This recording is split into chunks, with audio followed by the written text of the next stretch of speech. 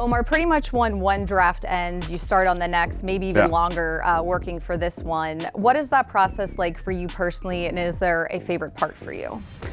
Favorite part, it's a good question. I'd say just the people I do it with, it's great. You know, we enjoy the process, we have a good time. You know, Coach T and his group, and then obviously my group with Andy and Dan Colbert and Mark Sadowski and the rest of the guys. We have such a good time through the process. A lot of work, you know, a lot of hours. But I think for me, I just love the people I do it with, and that's what keeps it exciting. How would you describe this final push, the final week heading into a draft? What's that like? You know, we're all dealing with hypotheticals. You know, we're sitting back trying to figure out what the other 20 teams are trying to do, just like everyone else at home is, and you know, all the media and all the mocks. You know, we're going through the same thing, and you know, we're trying to be mind readers like the rest of the world. The first day of the draft on Thursday, how early do you get to the building, and what are those final few hours as everybody, there's nothing you can do, you're just waiting? We're just waiting like everybody else, you know. Hopefully when you get to Thursday, you feel prepared and ready to go, and you know, we've always had, and we're just waiting like everyone else. You know, I want to say I'll get there at mid-morning, but usually I wake up so early that I'm like, you know what, I'm just gonna get up and go, and that's how it goes. After we're moved past free agency, when you look at your roster, what positions or needs do you feel like you need to address this weekend?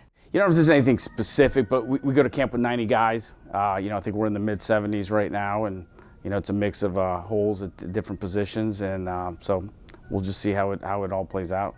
Mr. Rooney said at the end of the season that the quarterback position is kind of that key piece of the puzzle, top priority. How would you assess it as we sit here today going into the draft, and how do you view it in terms of what you need to do? Sure. So we go to camp, you know, when we go to Latrobe, we'll be there with 4 quarterbacks. Right now we have 2. So we have two positions open, and I'm confident we'll have 4 quarterbacks by the time we get to Latrobe.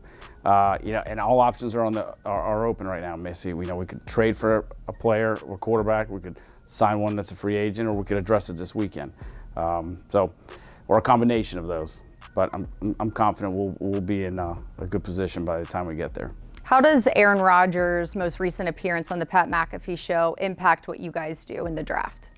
Yeah, I wouldn't say it really doesn't really impact what we do in the draft. You know, we've obviously had conversations in public, and you know, he knows how we feel, and we know how he feels, and you know, we've obviously the conversations have continued. But like I mentioned, we have 2 quarterbacks under contract right now, and we have 2 more to acquire, and we'll go through the process.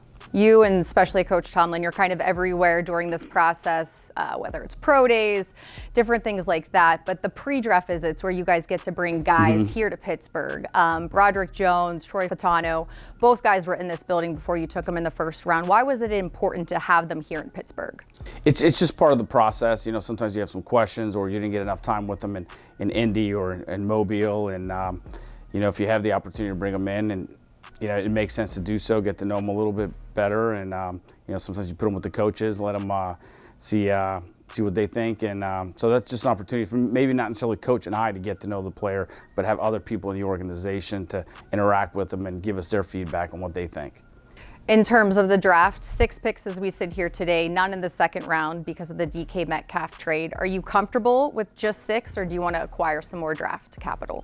Very comfortable. We have DK, I'll say that. And we have 6, and you know, at this point, we'd love to have 50 picks. Sure. You know, this is a good draft. There's some good players that can help us, and if there's an opportunity that makes sense for us to acquire more picks, we'll certainly do that, not only in the first round, but in other rounds. But I've always taken the approach that, you know, we're never going to trade away from a really good player that can help us.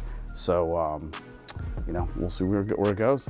In terms of the communication with you, your staff, and other teams, how does that work during a draft weekend? Those conversations have already begun. You know, it's you know, obviously it's a small group of 32 GMs, and we've already been communicating.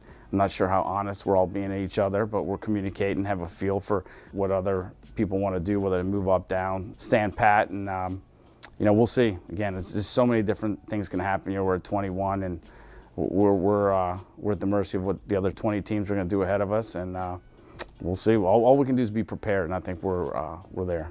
Come Saturday night, maybe 8, 9 o'clock, when you guys are done with some of the undrafted guys, what would a successful Steelers draft weekend look like to you? You know, I think time will tell on that. I mean, obviously acquire good players, but time will tell.